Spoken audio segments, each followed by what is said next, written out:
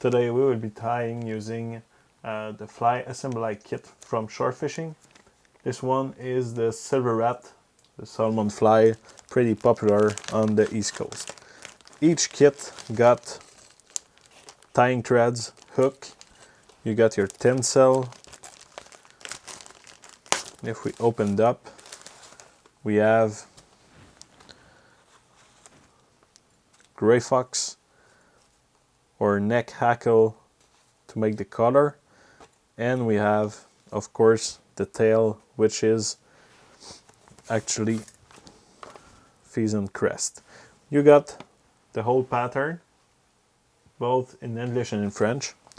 So if you want to tie a fly, first step will be to take one hook, put it into your vise and secure it.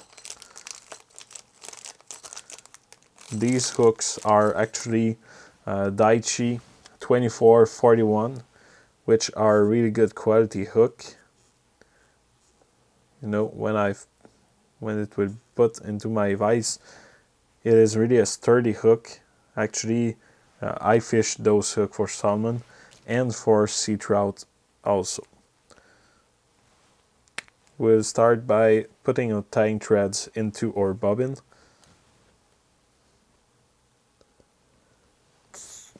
So each of these kits, you can tie up to 6 flies because they have 6 hooks.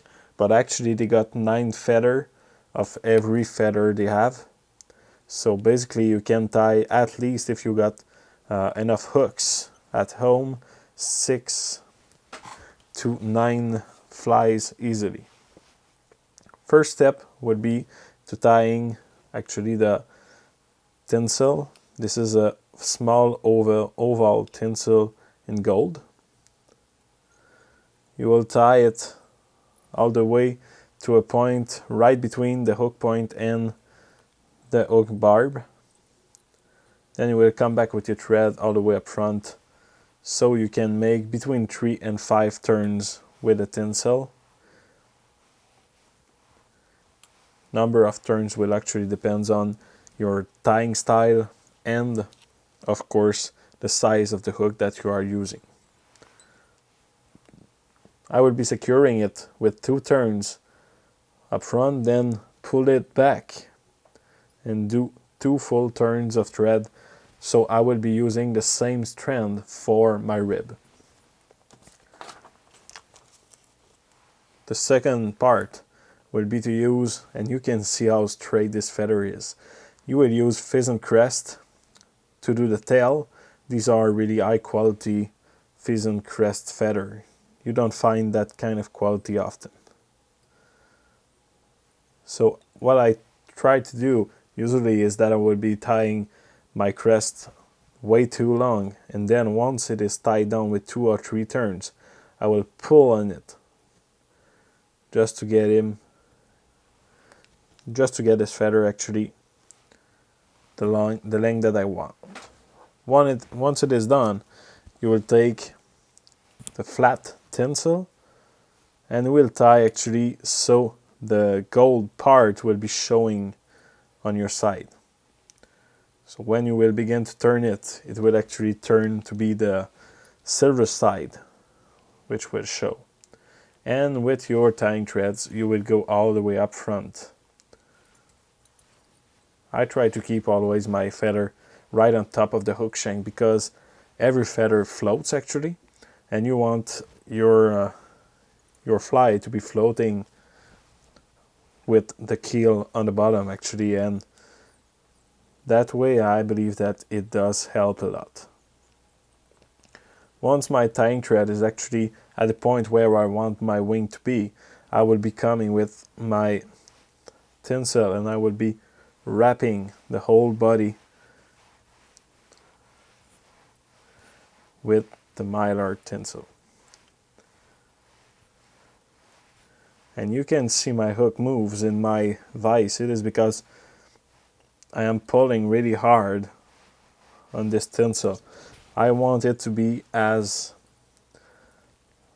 tightly wrapped as it is possible, because the tooth of the fish won't be able to grab behind every turn, and it will be a lot more actually durable. You can take back your oval tinsel, so you are doing the ribs. You want between 3 and 5 turns, depending on the size of the flies.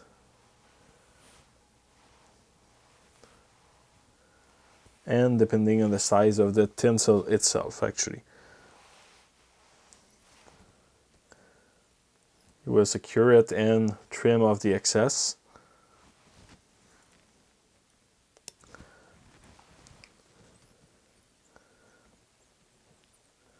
I am preparing actually my my hook to receive the wing, which will be gray fox. I will be pulling a few strands of gray fox, and actually when we talk about salmon flies or trout flies in general, if you want to be effective with your fly, less is generally more. So you don't put a whole lot of strand into your flies.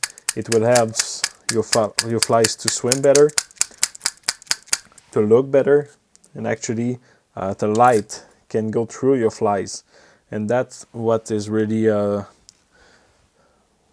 this is what something that is really deadly on a fish, when when a fish can actually see through your flies. So you will want your wing to be averaging the length of the hook. With both of your finger pinch, you will tie them tightly on the top of the hook. And I tied the wing in a way that I started my thread wrap at the very front, going to the back, because actually when we will be cutting, we will be coming with a feather that will be a hen neck feather. And with your hen neck feather, you want this feather to be pointing, to be attached actually at the base of your wing and wrapping up front.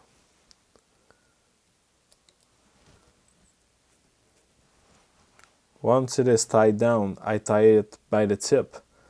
I will be pulling on my feather barb, and I want to make sure that every single fiber will be pointing to the back. The number of turns you will be doing depends on, first, the size of the hook and your tying style, of course. Some people tend to like their collar to be way longer, way bigger than other people actually.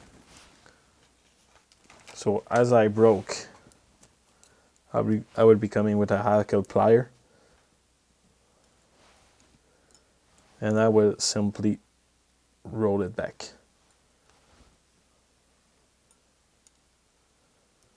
And if you break off your feather, don't be afraid to simply reuse it.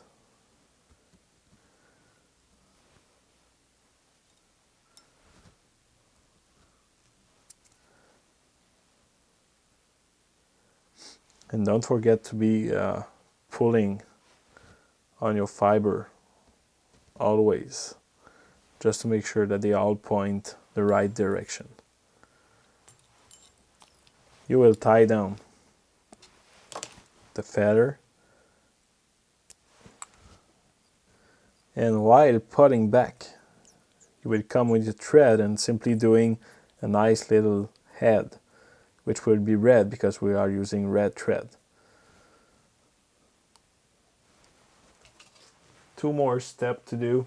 First one, taking a whip finisher and whip finish your fly.